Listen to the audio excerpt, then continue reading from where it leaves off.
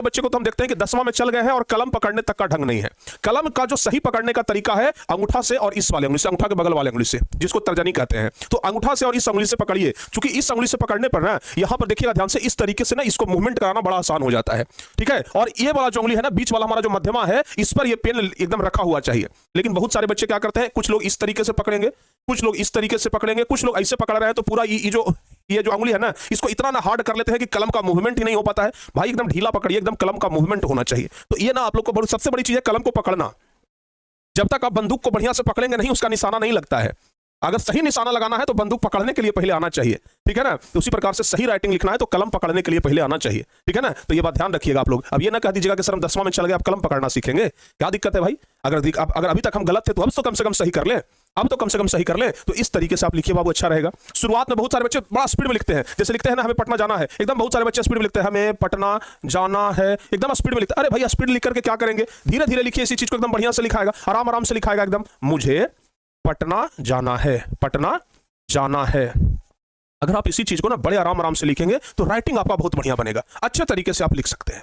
तो लिखावट में स्थिरता होनी चाहिए, ठीक है ना। स्थिरता के साथ लिखिए बाबू, बहुत है। हम भी इसी प्रकार से करते थे, और जो हम किए थे ना, उस सब हम आपको आज बता रहे हैं, ठीक है ना। अच्छा, दूसरी बात, बहुत सारे बच्चे क्या करते हैं, हम आपको एक चीज बता रहे हैं। देखिए, एक तो होता है कॉपी पर ऐसे बेंच को रखा रहता है, मान लीजिए कि ये बेंच है तो बेंच पर ऐसे लिखा रहता है। बहुत सारे बच्चे कॉपी को ऐसे सीधे रखते हैं और ऐसे लिखना शुरू कर देते हैं, एकदम ये वाला जो है ना कंधा, इसको पुष्पा के जैसा उठाए हैं।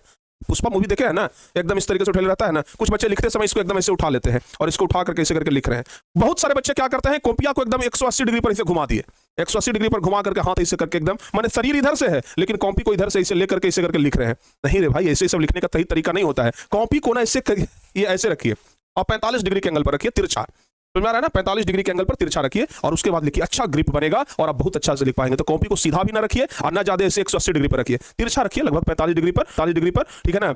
आपका अच्छा खासा बनेगा, ठीक है बाबू। तो इस तरीके से तिरछा रखिए, मतलब ये हाथ ना तिरछा ऐसे जाता है, हाथ ऐसे सीधा करके लिखिएगा नहीं लिखाएगा, ऐसे तिरछा हल्का करिएगा, बड़े आराम से लिखा जाएगा। तो इस तरीके से ना कॉपी को एडजस्ट करना सीखिए। दूसरी बात, ये जो दो शब्द होता है इसके बीच में ना थोड़ा डिस्टेंस होना चाहिए। अगर ज्यादा सटा के लिखेंगे ना तो हौच पौच। जैसे मान लिया जाए हम लिखे मुझे पटना जाना है, इसी को अगर हम ऐसे लिखते मुझे, अगर स्पेस नहीं देते, लिखते पटना जाना है, देखिए ना घिच-पिच लग रहा है कि आपको नहीं लग रहा है, लगेगा कि इसके बीच में भाई जगह ही नहीं बच रहा है। तो जब भी आप लोग लिखिए ना तो स्पेस दीजिए आप लोग, ठीक है ना, थोड़ा सा तो स्पेस होना ही चाहिए। मुझे जैसे देखिए इतना स्पेस आप लोग को रहना ही चाहिए, ताकि ये पता लगे कि भाई ये शब्द और ये शब्द जो है ना वो अलग अलग है।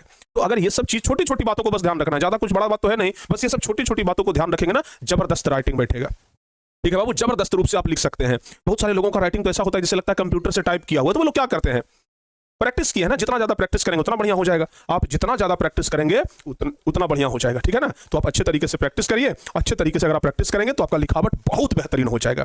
तो आज से ही ना आप इस तरीके से करके शुरू करिए, देखिए किस तरीके से सुधार आता है कि नहीं आता है। जरूर सुधार आएगा, प्रैक्टिस करके देखिए, क्योंकि जब हमारा राइटिंग सुधर सकता है, जो कि हमारा बहुत खराब राइटिंग बनता था, तो जब हमारा सुधर सकता है तो आपका भी जरूर सुधर सकता है बाबू। तो प्रयास करिए, प्रयास करने से ना पीछे ना हटिए, ठीक है ना। संभावना बनती है कि आपका राइटिंग सुधर जाए। उम्मीद करते हैं कि यह वीडियो आपको अच्छा लगा होगा और आज से ही आप लोग प्रयास करना शुरू करेंगे। और अगर थोड़ा सा भी प्रयास करें ना तो इस वीडियो के नीचे आके कमेंट जरूर करिएगा कि हाँ सर जी हमने आपका वीडियो देखा और उसके बाद प्रयास करना शुरू किया। जय हिंद प्यारे बच्चों।